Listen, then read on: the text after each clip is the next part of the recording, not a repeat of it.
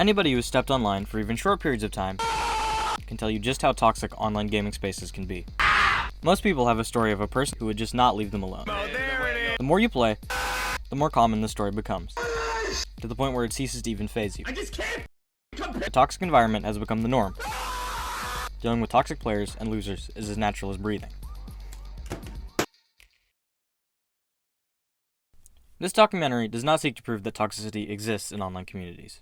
Even a short glance at the discourse surrounding popular games could tell you that. The exact percentage of bad players is irrelevant when present at this magnitude and severity. Instead, we seek to explore the cultural reasons gaming in particular has become a breeding ground for toxic behavior, even more so than other communities. First, though, we should define what we mean by toxic behavior. Toxic behavior can generally be placed into two broad categories, with specific manifestation varying from game to game and community to community. These are toxic gameplay and toxic communication. Toxic gameplay is a very broad category, but is generally defined by play that goes against the common goals of the team or lobby. This could include rage quitting, leaving multiplayer games early, griefing, using tools provided to attack fellow teammates, pushing them off a ledge for example, throwing, intentionally giving the enemy team kills or resources, and many more. The exact manifestation of this is highly variable by genre or title. In Rainbow Six Siege, for example, a popular multiplayer shooter, team killing is a familiar favorite. As Rainbow Six aims to emulate real-life tactical operations, team damage forces players to consider angles of attack and crossfire, but this also allows players to intentionally kill their teammates, which has become a common tool in the toxic player's arsenal. Toxic communication could be defined as any use of in-game communication tools with the intent to insult, harm, or otherwise offend another player. This includes text chats, voice communication, or other systems, such as emotes or a chat wheel. Once again, the exact manifestation of this behavior varies. For example, in a game with active voice communications, such as Rainbow Six, toxic communication might just be two players screaming at each other. While in Rocket League, toxic communications could be using the chat wheel to repeat the "nice shot" phrase, with its implied meaning being sarcastic. In games where detailed expression is possible, hate speech is a common tool. Race, sexuality, and gender identity are all valid targets to attack. The use of slurs is especially common. But who are the people actually being toxic? Obviously, anybody can be a jerk sometimes, but in the realm of gaming, there's a word for the specific type of person regularly engaging in toxic behavior. These people are known as trolls, coming from the fishing term meaning to drag nets in search of fish. These trolls search for arguments instead. Over time, the term troll began to mean anyone engaging in toxic behavior with the intention to provoke or irritate other players. Knowledge of this term is both useful for understanding, but also sheds light on deeper cultural toxicity present in online gaming. Provocateurs are so common, the community developed a term for them specifically. The question now remains, why is gaming so toxic? Well, the answers to this are near infinite. A combination of our research and personal experience found three general reasons that could explain why. Number 1. The psychology of online interactions allows for more oppositional social dynamics. Number 2. The structure of most multiplayer games creates problematic dynamics between players. Number 3. Most importantly of all, problematic social elements that already existed condense in the isolated structure of online gaming communities. In terms of psychological reasoning, we look to a phenomenon known as the online disinhibition effect. In short, people will say things online that they wouldn't in person. For example, sharing a racist belief that would be frowned upon in real life. The anonymity of online life means people will feel less restricted in what they say. It is easy to see how this would create a naturally toxic environment, but it is far from comprehensive explanation. For one thing, this lack of restraint also means people are more likely to share positive emotions while online. Finding community online in a bigoted environment in real life is a primary example. To discuss why gaming itself is so toxic, we must look at the structure of multiplayer online gaming itself and see if any elements lend themselves to toxic behavior. Counter-Strike Global Offensive is one of the most popular online video games in the world, with up to 1 million concurrent players at peak hours. This large player base naturally leads to a split in the way many players interact with the game. Many gamers play as a form of recreation, simply trying to have a good time. However, for others, it is a serious competition, sometimes with money on the line. In 2021, over $21 million was earned from playing Counter-Strike competitively. This statistic doesn't even include the millions of dollars made by streamers and other content creators producing high-level gameplay. In the realm of gaming, Counter-Strike Global Offensive is also largely considered to be one of the most toxic communities one can be a part of. Of the four most relevant online lists of the most toxic gaming communities, CSGO is ranked in the top 3 in 3 of the lists, and once you take a deeper look, it is easy to see why. The structure of multiplayer games like CSGO are inherently meritocratic. The term meritocratic refers to systems where position is doled out entirely on metrics of skill or competence. An example we should all be familiar with was Imperial China's exam system. In this system, governmental positions were appointed through use of tests to measure the competence of each scholar. For video games, this means that players start at 0, whether that be rolling a new character or starting a new match. The tools offered to each player are ideally the same, access only limited by the skill or dedication of each player. Typically, games will have a leaderboard at the end of each match to display the performance of each player. When working as intended, this creates a level playing field for everyone to enjoy the game equally. Rewards, then, are doled out based on position on this meritocratic ladder. These rewards are not just limited to material resources. With higher skill also comes social prestige. Oftentimes, in fact, it is the only reward. With the exception of the absolute highest level of play, success in a game like CSGO is normally only rewarded with bragging rights, a number a player can show off to signal that they are better than other players. This system is not inherently a bad one. Most players would agree that for competitive multiplayer, meritocracy is the ideal system.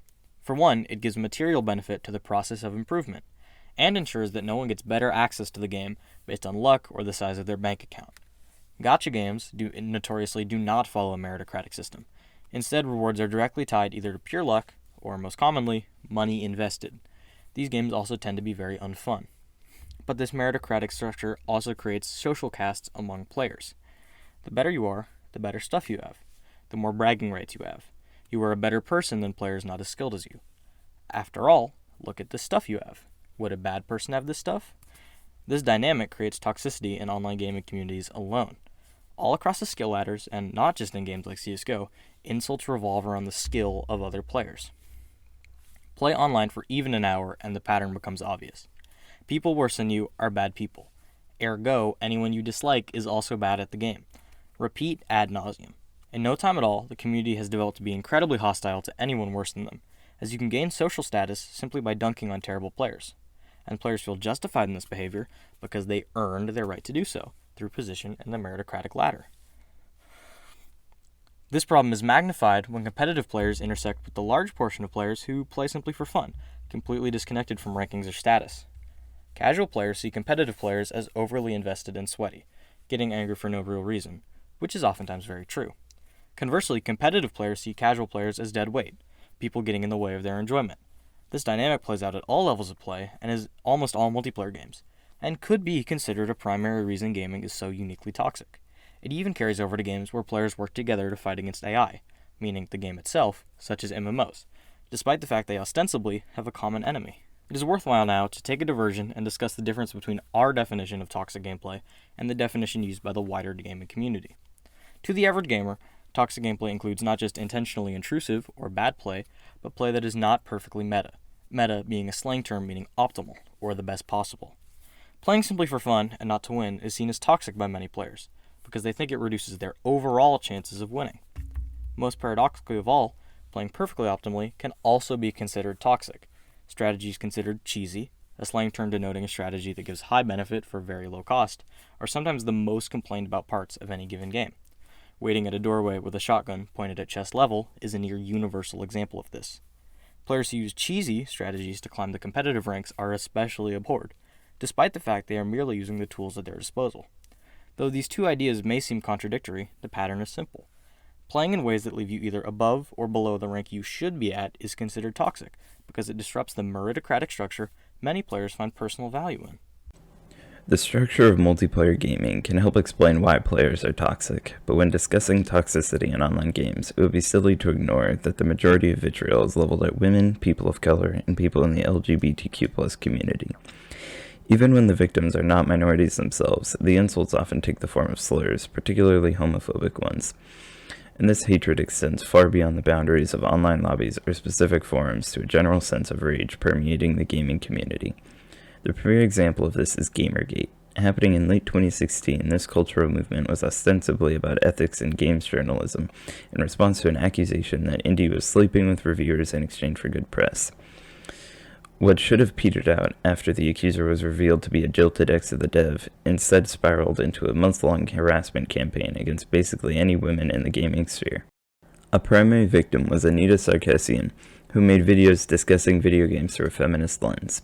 In response, thousands of women from every echelon of the gaming community shared their personal stories of harassment in the community. Women absolutely do face levels of hate far above any man by the wider gaming community. Try playing online with a female username if you don't believe me. Levels of sexual harassment alone is unbelievable. But to discuss why, we need to take a trip back into video game history.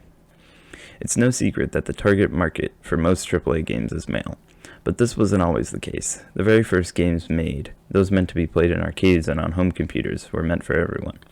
Marketing hit on games as a family bonding exercise, or simply for people of any age to enjoy. This all changed after the infamous market crash of the 1980s, where oversaturation of the market with shovelware, or software that was developed quickly and not monitored for quality, led many companies to simply go belly up. Nintendo was the first to the scene after the crash, and they needed a surefire strategy to make money. They hit on a strategy as old as time, gendered marketing. This is most obvious in the name of their first handheld console, the Game Boy. This kicked off decades of marketing almost entirely directed towards a male market. In the 90s, this took a very childish shape. No girls allowed. This was only compounded with the release of consoles like the Xbox and PlayStation. While not directly following what I call the treehouse method of marketing, games were still obviously targeted towards boys. For example, even now, most game protagonists are all male by default and normally cannot be changed. In terms of iconic female protagonists, we really only have Samus Aran and Lara Croft. In a similar vein, some of the biggest gaming franchises in the world are based on saving the damsel in distress, like Super Mario or Legend of Zelda. Only in very recent years has this trend started to break. Nintendo, ironically enough, has been marketing mostly towards the family demographic, starting with the Wii and continuing to the breakout success of the Switch. Call of Duty Cold War made headlines when the game simply allowed you to choose a female or non-binary character. Years of male-dominated marketing created male-dominated communities. Although globally women do make up a large percentage of the gaming market, most popular games have incredibly low percentages of female players, to the point where one study suggested as low as 7% of the first-person shooter market is female. Even when women do play games, they are often forced to be undercover, lest they face waves of harassment from the wider population. Anecdotally, most female gamers I've met tend to be exceptionally skilled, which can boost them up the hierarchy we discussed earlier. However, regardless of skill, the social status created by just being a female creates, in many cases, an unsurpassable barrier. This population imbalance is a problem for obvious reasons. As gaming communities are mostly male, aggressive, competitive, patriarchal perspectives become the norm, and as there are very few female or anything else voices in gaming communities, or the industry itself, those deeply invested in the gaming world have no way to interact with other perspectives. This turns most large gaming communities into echo chambers. Anyone complaining about toxicity and harassment is framed as fragile and unable to take the heat, despite the fact that most people have no clue the level of toxicity women, or anyone who doesn't sound like a white guy, face. This trend carries over to toxicity in general.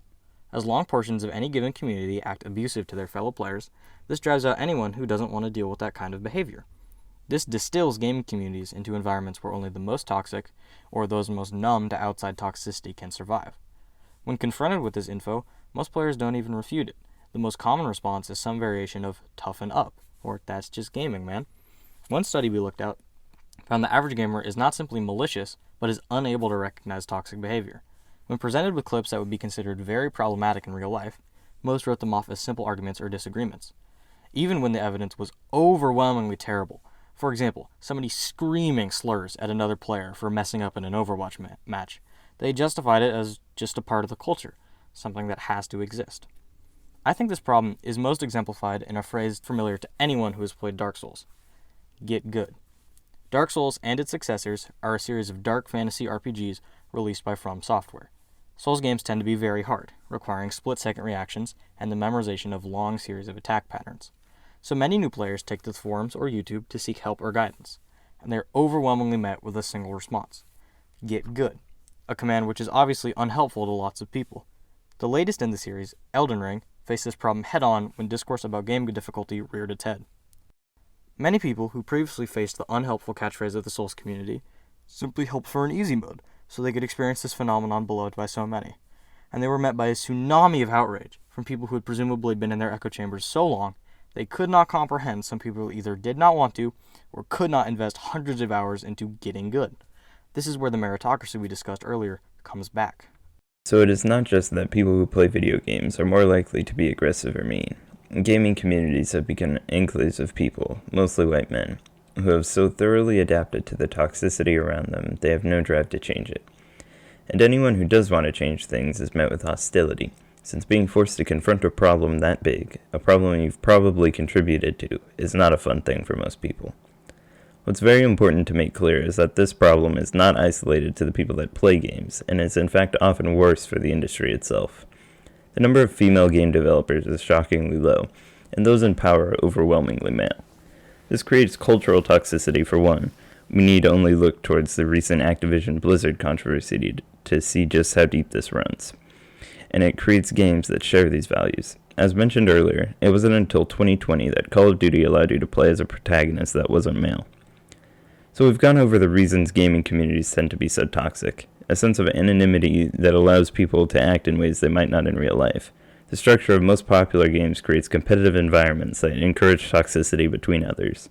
And most importantly of all, the echo chamber condition of modern gaming forming communities of people who only know how to be toxic and aggressive. But what can we do about things? The first thing to remember is that it's just a game. Don't take things so seriously.